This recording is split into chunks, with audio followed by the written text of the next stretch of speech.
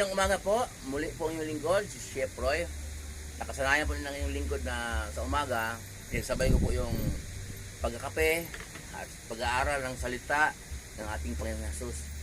At hinahaluan ko po ng, yung mga post ko po, hinahaluan ko ng paggising ko, nangunguha ko ng bayabas, bumibili ako ng kape, pinapakita ko yung alaga kong aso, naglalakad ako sa sahig na kawayan para ma-exercise yung paa.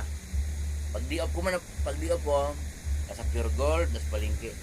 Hinahaluan ko po ng ganun para yung mga nanonood ng mga post ko na salita ng Diyos, para makikilala ako kung sino ako, taga saan ako. Tipo yung iba kasi, kung ano-anong sinasabi, balang araw scammer ka,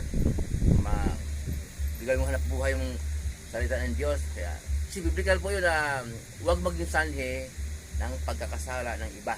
Kaya, yung mga humahatol sa akin, nagkakasala, kaya pinapaliwanag ko po na hindi mangyayari, hindi ko darating sa ganun na bigay kong scam yung salita ng Diyos.